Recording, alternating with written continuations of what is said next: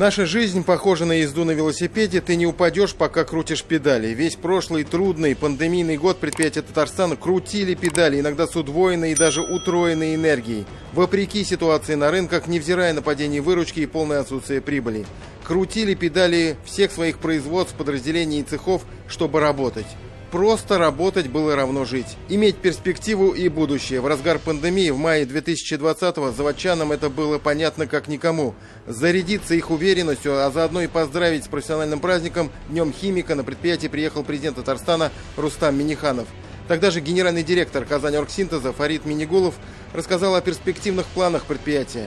Амбициозной задачей выйти на показатель по выручке 125 миллиардов рублей к 2025 году остается неизменной. Сохраняются и все другие инвестиционные цели. И никакие риски, связанные с пандемией, на них не повлияют, доложили президенту. Рустам Минниханов такой подход, конечно, одобрил. Предприятие ни на один день не остановилось, стабильно работает. Очень большие планы и по увеличению выпуска полимеров, и новые, более высокотехнологичные производства для производства сырья для поликарбоната. То есть большая стратегия дальнейшего развития. Спустя короткое время с удовлетворением констатируем, Казаньоргсинтез начинает воплощать планы в реальность. Уже точно известно, что в скором времени на территории предприятия появится еще один новый завод. Именно завод, а не просто установка. Казаньоргсинтез подтвердил официальный старт проекта по производству полиэтилен винилацетата по японской технологии. Это результат многомесячных, сложных и кропотливых переговоров с японскими партнерами, которые, как известно, не слишком любят делиться своими технологиями. Достаточно сказать, что лицензиар проекта – старейшая и авторитетная японская корпорация Sumitomo Chemical. По данной технологии работает всего 4 установки в мире. Из них 2 в Японии, 1 в Сингапуре. Еще одну на правах совместного предприятия японцы запустили в Саудовской Аравии. Все. 5-й завод будет в России, в Казани. Площадку на Казаньоргсинтезе уже определили. Планируется ее разместить на площадке бывшего производства оксидоэтилена. Один из плюсов проекта – завод будет построен на существующей площадке Казаньоргсинтез. Такой подход позволит использовать действующую инфраструктуру предприятия, в том числе объекты водоснабжения, электропитания и так далее. К тому же это даст возможность существенно сократить сроки реализации проекта, что для Казаньоргсинтеза, входящего в группу ТАИФ, очень важно. Надо отметить, что Казаньоргсинтез уже имеет успешный опыт сотрудничества с японскими партнерами, в частности с компанией Asahi Kasei при строительстве завода поликарбонатов. Сегодня производство успешно работает, приносит прибыль, недавно удалось нарастить его мощность.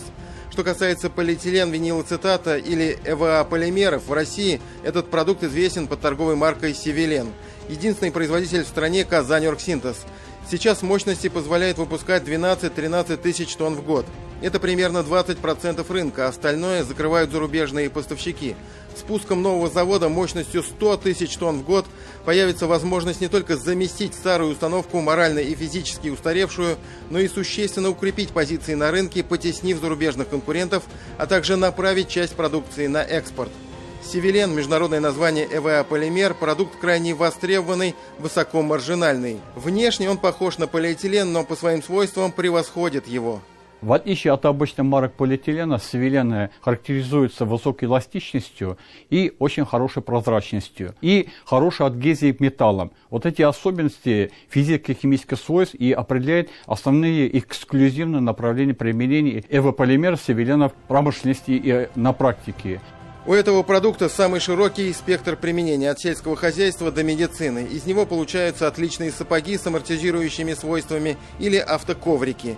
Продукт активно используют в спортивной индустрии. Те же мягкие полы в тренажерных залах, модульные напольные покрытия для бассейнов. Все это сделано с применением Севилена. В сельском хозяйстве полиэтилен, винилацетат нужен для производства пленки для теплиц, теплоизоляционных листов. В медицине Севилен используют при изготовлении протезов, зубных протекторов для стоматологии и ортопедической обуви и так далее и тому подобное. И еще один ключевой момент. Завод будет построен по самым передовым японским технологиям, в том числе с точки зрения воздействия на окружающую среду. Уже сейчас можно говорить уверенно, новый завод Севиленов на Казаньоргсинтезе будет полностью экологически безопасным. Тимур Бекмурзин и Роман Безменов. 7 дней. Все выпуски программы «7 дней» смотрите на YouTube-канале ТНВ.